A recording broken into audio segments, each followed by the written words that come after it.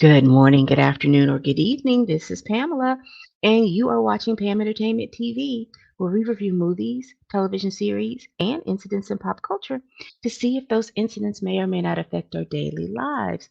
Listen, we are here, and we are here to review. You see it right somewhere right over here on the screen. The Color Purple 2023. Uh, this version came out in the theaters Christmas Day. And Christmas Day is on Wednesday, December 25th, 2024. you know, when you ask that heifer something, she don't answer. When you don't ask her a thing, then she pops up with all this noise. But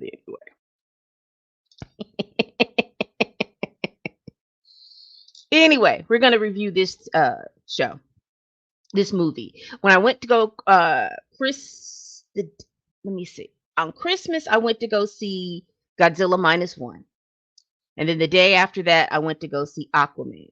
Well, I was gonna go see The Color Purple. However, The Color Purple had been sold out up until last night at about 9:35. So after I got off work, I went to go see The Color Purple last night. So now, this version of The Color Purple is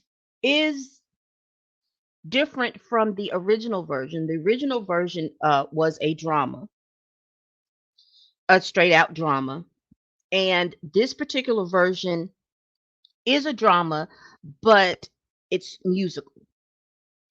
So it is supposed to have been adapted from the Broadway play, The Color Purple, that played in the early 2000s, I think, uh, like 2003, 4, 5 to 7, 8, 9, or something like that. It was on Broadway. So this iteration was patterned after that. The plot is still the same. I'm going to read to you what the plot is on IMDb, and then we're going to go from there. Let me see what happened to, when you have your stuff. I told y'all I still need that young man that did the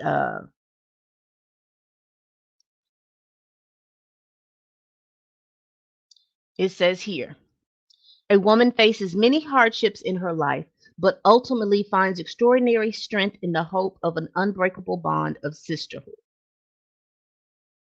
That's what the plot is of the 2023 version. So when you read the plot from the 1985 version, a black Southern woman struggles to find her identity after suffering abuse from her father and others over 4 decades. So the I will tell you the tone of the plot is different. Uh, Meaning when in the 1985 version, we saw Miss Seeley struggle with child SA, then turning into pregnancy, no self autonomy. She didn't have any control over who she was, her body, or anything. The only memories, great memories that she had was about her sister. In the 85 version, we didn't know too much about her parents other than that they died. Now, on this version, we see that Celie, played by there is two people playing Celie in this version. Fantasia Barrino, and then there was a young lady that was playing uh, Celie, and I don't see her. But we do know that Fantasia plays the adult version of Celie, and we see that Sierra plays the adult version of Nettie, and the younger version of Nettie was played by Haley Bailey. And I don't see real often Felicia Pearl Impasi played the young version of Celie. So let me just go over. We have Taraji P. Henson, who plays Suge Avery. We have Coleman Domingo, who's playing Mister. We have Daniel Brooks, who's playing Sophia. We have Corey Hawkins, who's playing Harpo. We have her, who's playing Squeak. We have David Allen Greer, who plays Suge Avery's father. We have John Baptiste, who's going to play Grady. We have Louis Gossett Jr., child, playing old Mister. Okay. So we have a very good cast. It's directed by Blitz Bazawule, and it's written by, the screenplay is written by Marcus Gardley, Alice Walker, and Marsha Norman. Okay. So this story follows Miss Seeley, and as she is matriculating through life. So she has a lot of hardships. Because number one, from the older version, and I'm assuming from this version as well, she is 13, 14 years old when she has her first child. She is about 14, 15 years old when she has her second child. Both children are by her, who she believes to be her father. And her father has been essaying her since her mother died. And so she's been having these babies. She wants to raise the babies, but he's not allowing that. Again, you have to understand, back in the 1900s, this was after Reconstruction going into Jim Crow. So he wasn't allowing that. It's always interesting to see how, as women didn't have that kind of autonomy back then. It's what your husband said, it's what your father said, and that was it. You can buck the system, but you find that there will be repercussions if you buck the system. And so people saw all this go on, but no one questioned it because everyone knew the type of man her father was. He was mean, he was strict, he was this. And if you one of the things that people did kind of say was, well, that's what's going to keep him on the straight and narrow, if you're mean and you're strict like that. But no one questioned where these babies coming from. No one questions where did these babies go. Everyone sees her pregnant, but never see her raise not nan child. So as she's matriculating through, we see her and Nettie, and her and Nettie are close. Once their mother died, her and Nettie became very, very close. Nettie was the one that was smart, that liked to go to school, and everyone had aspirations for her to be a teacher. Uh, we never knew. Celie was smart in different ways. She liked to sew. She could sew. She can do all those things with her hands. She can cook. She can do all those things. So she was smart, but she was more smart with her hands, more so than what's going on upstairs. And that's not to say that she knew how to read, she knew how to write. I'm not saying that she was dumb or stupid. I'm just saying there's different levels of intelligence for people. People seem to poof uh, uh, being able to work with your hands as being smart. It is a form of being smart, but a lot of times we spend a lot of time wanting everyone to be intellectually a great intellectual being, and not looking at the fact that tradesmen and tradeswomen and people who know how to do these things are smart as well. So we watched this young lady go from 13, 14 years old, probably up into her 40s, almost into her 50s. So she has two children. She don't know where they are. Her father tells her he don't gave them to God, so she doesn't know if he's killed her or what has happened to the children. But she has named her two children Olivia and Adam.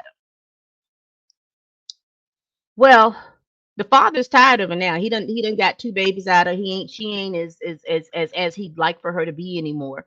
And so then we see Mister. Mister comes in on his horse. He sees Nettie. He wants to get Nettie. He asks for Nettie's hand in marriage, and their father's like, "Nah, you can't have Nettie. Nettie, we got plans for Nettie.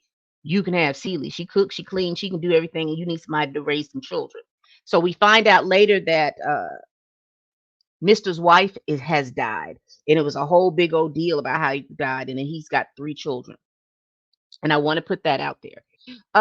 Also, we see, and I'm just gonna just talk about some of the characters, just because, like I said, we're just going through her life. She meets, she raises the kids, and he's beating on her for every little thing because he is treating her worse than the children, because there is that level of I want her to submit. And for them, submission meant you got to be scared of me. And the way that I need for you to be scared of me, I don't need you to talk to me. I don't need you to say nothing to me. I need you to do what I say when I say and how I said it. And if you don't do it the way I want it to, then I'm gonna beat you. And so this is what she grew up with. She lived in this.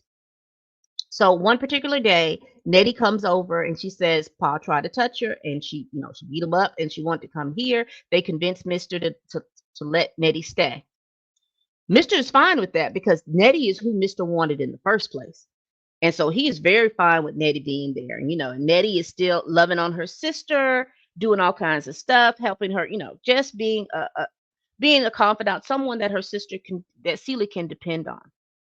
Well, again, she's up under Mr.'s house, and Mr. feels like, well, I got this woman in here. I should be able to do what I want to because she up under my roof. She's under my tutelage. And he goes in her room in an effort to have sex with her. Now, mind you, again, these are underage women. Well, underage. They're underage. They're girls, teenage girls. He tries to have her way with her. She says no. He gets mad and he persists to kick her off his land. And he uses a shotgun to put the point. So she's in her nightgown running for her life, literally. And she tells Nettie, she tells Celie, I love you and I'm going to write you. And he says, you're not going to do nothing. There's nothing going to be on the land. You get off my land. So now you're talking about years from the time that Nettie leaves to Celie becomes an adult. So we're looking at a span of probably 6 to 10 years. So in 6 to 10 years, she is looking for her sister to write her. And she's like, she hasn't seen anything for her sister to write her. And why is that important? Because during that time, telephones were expensive. You had to be, it was an expensive venture to have a telephone. And number two, writing was the form of communication. So you write a letter on Monday, the person might not get that letter until about the next Monday or the next Tuesday, however long it took for, or maybe even 2 weeks, however long it took for the mail to go from one spot to another. Because remember, airplanes and stuff like that didn't carry mail or anything like that. And I don't even know if airplanes were used in that fashion back then. Everything came around on train. So the train had to bring the mail to you. If you didn't have access with the train, then once it got off the train, then it was a carriage or a car or something that took the mail to another place. So you're looking at the fact that it'd be 2, 3 weeks before a letter that you wrote on the first would get to a person. So you're really dealing with 2 weeks worth of information. But anyway, I'm getting too deep. I'm getting into the minutiae of stuff, and I need to stay on the plot. So let's keep going. So she is downtrodden and she's defeated because remember, Celie doesn't have anybody to really talk to. She's talked to the kids. She's done what she needed to do to raise those children. She really doesn't talk to too many people in the community. However, one of the things that I did notice, she's very respected in the community. Why? Because, she's considered to be a good wife. She's quiet.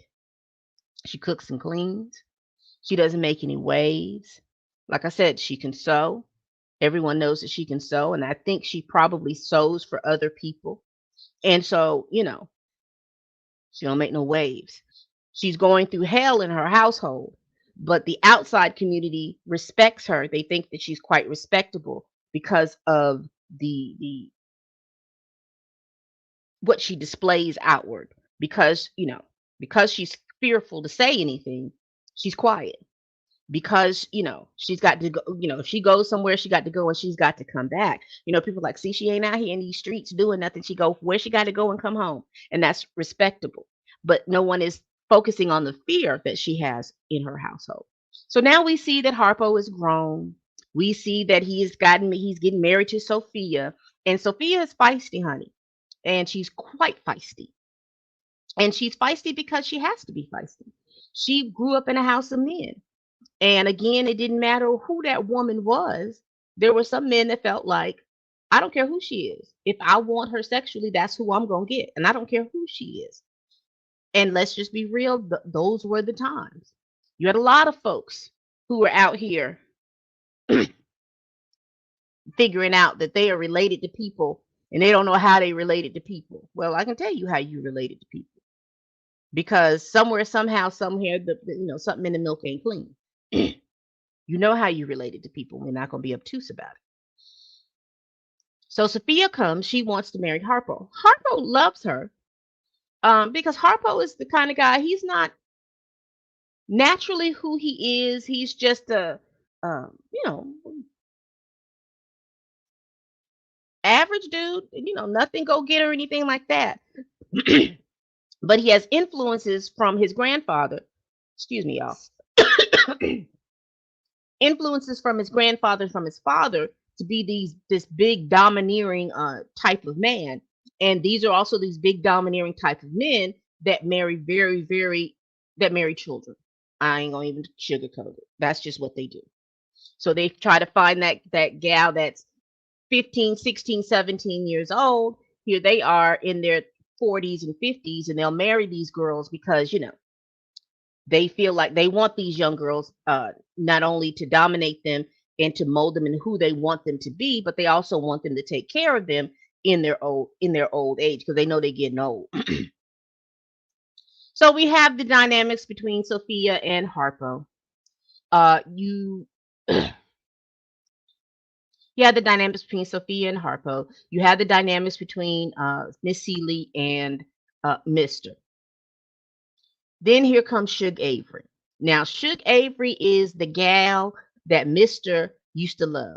Why? Because both of them were into music and they were all in that fast time and all that other stuff. However, Mister had responsibilities. Now, this is the one thing that I think comparable to the old movie that I did like is that they fleshed out these characters in a way that they didn't in the 1985 version because all we saw Mister was mean. But what we realized that Mister became that way because of the responsibilities that he had.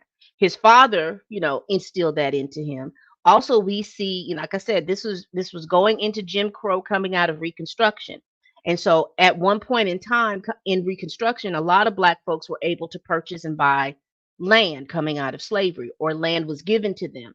And so what happened is Mister's grandfather was given this land. And this is how Mister and them were able to be respectable and have money because it looks like they were growing either cotton or peanuts. I couldn't tell really what that was. But they had land and they were cultivating the land. And so they had people working for them on that land to farm that land.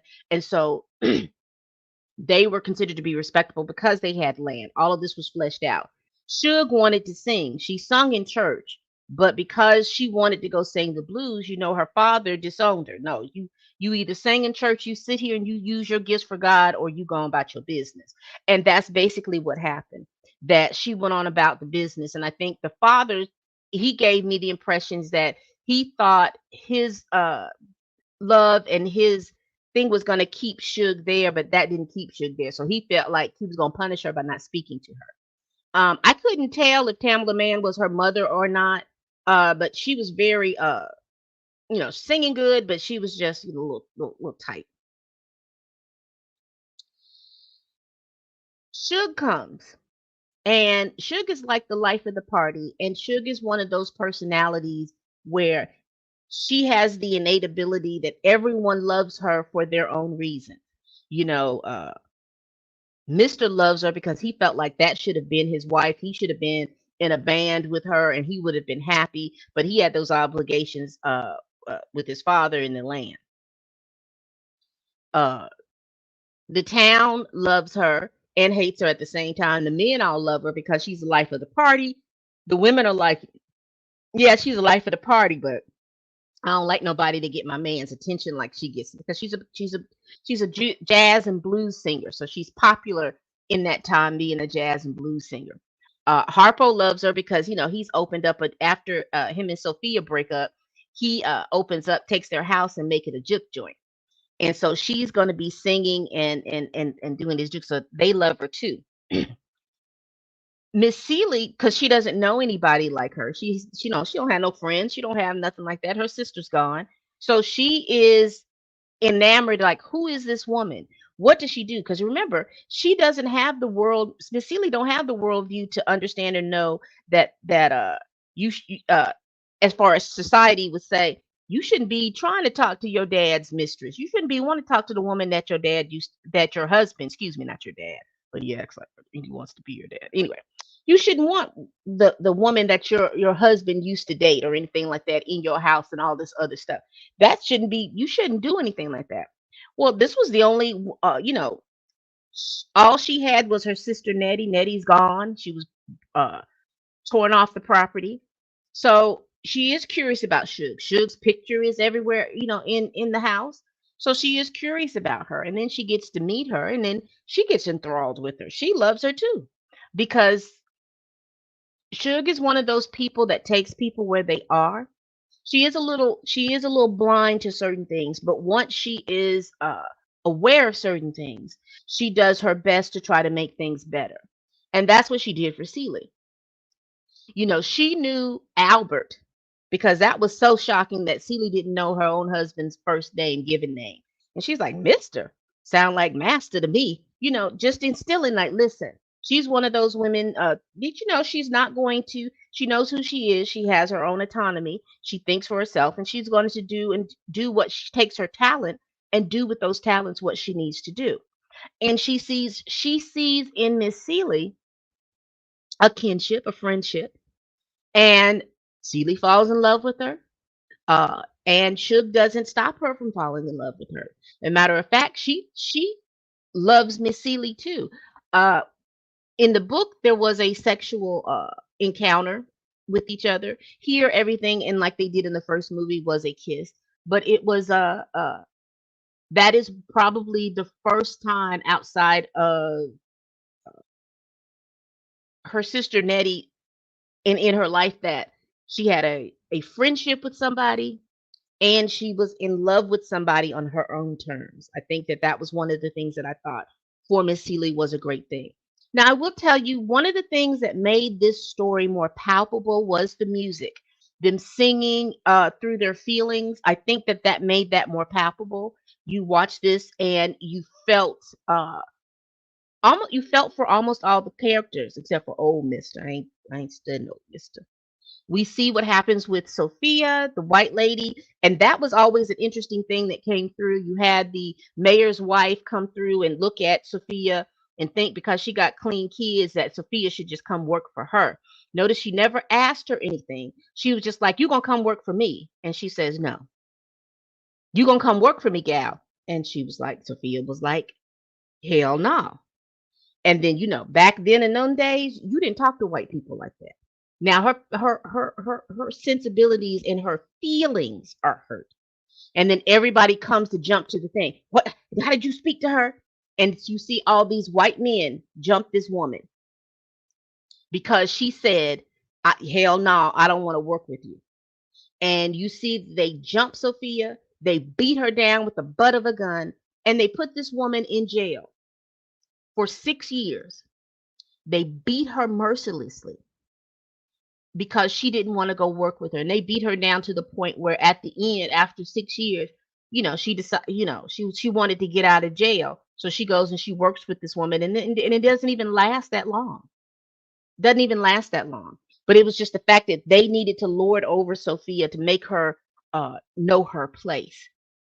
But the one shining light Sophia said was Miss Seeley came every week. Nobody else came to see her. She said, but Miss Seeley came every week to see her. And I was like, oh my gosh. Made me cry again. Then we get to the part where Suge has to go.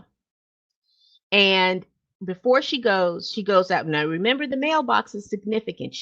Seeley couldn't go to the mailbox and check the mail. Suge goes, checks the mail. She finds a letter from Nettie. And then as they're reading the letter, they start to realize this ain't the first letter. There are more letters in there. So they tear up the house, they find the more letters, and Suge says, look, you take your letters, you find somewhere, you hide them, you do whatever you need to do so you can read your letters. I'm going to uh get Mister to help me pack, and then I'm gonna go. And then you have this read this, but I'm coming back. I'm coming back in about a month, 30 days. And when I come back, I'm gonna come get you because Celie asked her to take her with you. She says, not right now. She said, but when I come back, you gonna go with me. And sure enough, Suge was true to her word. She came back. They had I think it was Easter, if I'm not mistaken, because there was a little dinner. They had a little dinner, excuse me, and Celie cooked for them. They was eating around the table and everything like that. And Suge announced to Mister that she was gonna take Celie with her. And he said she's not going anywhere. She said, oh yes, she is. And baby, it was a ruckus like it needed to be at that table. And if you are an 1985 fan of the movie, you probably know quotables. And what I mean by that, that is one of those movies where I any self-respecting black woman my age has one quote from The Color Purple. I'm sorry, but you just do. But that table scene was the best scene. Uh, I think Fantasia did a great job. And I also liked with the way Fantasia portrayed Celie is the way she talked. And Fantasia portrayed Celie that there was always like a hesitation in her speech. And that to me comes from when you don't speak a whole lot. You may do certain things and you're quiet, but I like the way that she portrayed her in that hesitation in her speech, the way she held her mouth and how she spoke.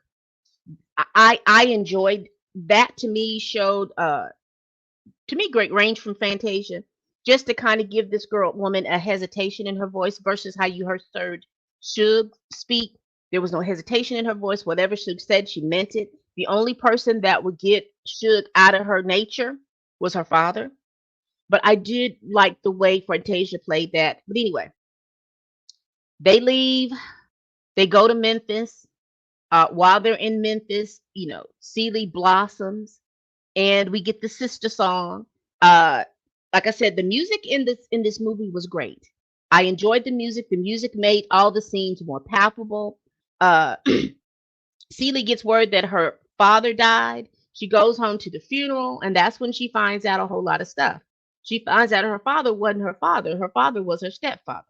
And that her real father was the one that owned that store in the beginning. And it was her real father and her mother. Her real father died, and then her mother married Alfonso. And then when she married Alfonso, soon after that she died.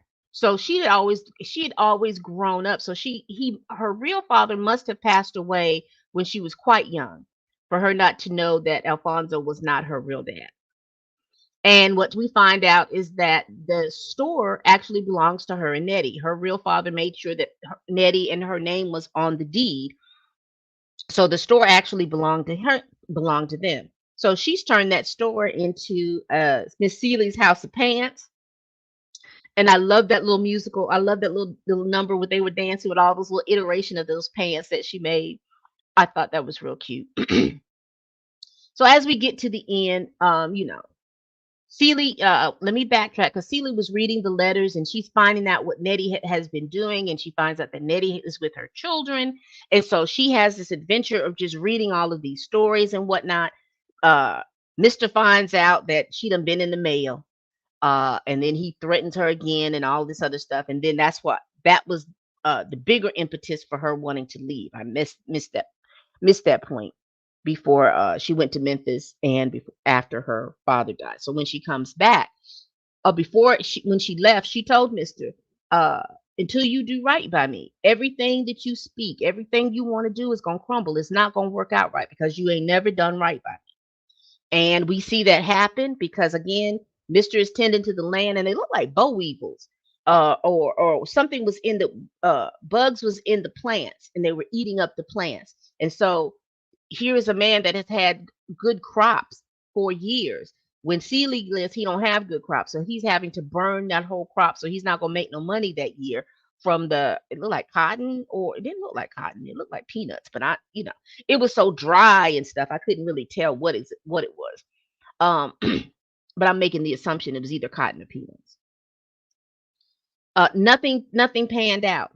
And then he gets a letter from Nettie who needs help with immigration, and so he decides, you know what, I'm gonna I'm gonna do something right. I ain't done nothing right. So he goes and buys a pair of pants from Celie, and Celie's like, you know what, he tries to sweet talk. She's like, no, we'll just be friends. We'll just sit back and you be over there by yourself, and I'm gonna be over here by yourself. Now, mind you, I will tell you, back in them days, people didn't get divorced because in order to get divorced, you had to have an attorney and it cost a whole lot of money. So what people would do is just, they would separate. You'd go over here and then you go with somebody else. And if you was with that somebody else for as long, people said, "Oh, well, they's over there and they's married." But you could have been legally married over here. Or people would have the wedding ceremony, but it wouldn't be legal. So you'd get married in a church. If the church would document it, after a while, they started taking those marriage documentations in the church, like they were bled on this, and they used that as legal documentation later on. So, excuse me. He makes sure he sells off a few acres of his land to help get Nettie and Miss Seeley's children to get back to get to the United States, because they're over in Africa, and back in the 1900s and all that other stuff. Back during there was a lot of upheaval going on, and particularly a lot of upheaval up in North Africa, the middle part of Africa, and everything like that. There was a lot in Western Africa. There was a lot of upheaval going on back there, and it still is to some extent. So she has her annual Easter feast, and she invites the town, and everybody comes eating, and everybody has a good time. And Mister wears his little pants, his psychedelic pants that he bought from her, and her children come, and Nettie comes, and they get to singing, and that was basically the end of the movie. What did I think? I thought the music made it more palpable. The music made it, because it's such a heavy subject, it made it not so heavy. It just when you thought you were going to sink here, you had the music that either lifted you up, or you had the music to kind of make you boohoo and cry, and get you to a certain boohoo and cry, and then move you right on through. Out of 10 stars, I'd give this a solid 8. If you want to go see it, my issue with it at the beginning was, oh Lord, here we go again. This is black trauma porn. We love to see black folks downtrodden and then come back up. And it's still in that same vein, don't get me wrong. However, I think them using the way the play worked out, again, it made it more palpable. And it's a great introduction to people who did not see the 1985 version. If you want more context of it's a little bit more context, go see the 1985 version. I'm quite sure it's on one of these streaming platforms. Then go watch this, and then see how you feel about both of them. I think I like this version because, in fact, I like the music. I'm not, I like the music. I liked the they changed the theme to forgiveness and love and friendship and sisterhood, because you see that with Suge, Seeley, Miss Sophia, Nettie. That was very important, that sisterhood was very important for the growth of Seeley. So that's all I got. This was long. I really wasn't meaning to just go over the movie like I just did, but I thought it was just important to kind of get you the points of the things that I enjoyed. I enjoyed the musical number with the pants. I enjoyed that. I enjoyed the sister song. I enjoyed that. Um, the song in the juke joint from her, I didn't really enjoy that one. I thought it was too. I don't know why I thought it was just too hard and too. Ugh, it was too rough for me. I don't know. Rough, masculine. It was just too much like that. I like the other numbers. I did like to see Seeley's growth as far as how she would grow in the music. She was very timid, and then toward the end, when she had her store, she had a lot more confidence, and she sung like she had a lot more confidence, but she still was missing her sister. So I did enjoy that. Tell me what y'all thought. Did y'all go see it? Because honey, it where I live at, it's hard to get into. Everything is almost sold out. Maybe it'll die down toward next week, but everything has been sold out. Um, we may see some. I don't know when they do their Oscars, or have they set the time and things like that for the Oscars, but we may see some contention for the Oscars, particularly in the musical part of it. I do think Taraji P Henson did a very good job, where a best supporting actress could be in play for her with this movie. Miss Seeley, the same. I think so too. I think the guy that played Mister, I think he could be in intentions for that too. But let me know what y'all think down here in the comments again. Please like, comment, and subscribe. Please help me get to 1,000 subscribers. All right. Make sure you tell a friend, you tell a kin, you tell your coworker, you tell that heifer that you can't stand that I'm over here making these videos, child. And again, we do this every week. And after every week, I tell you this: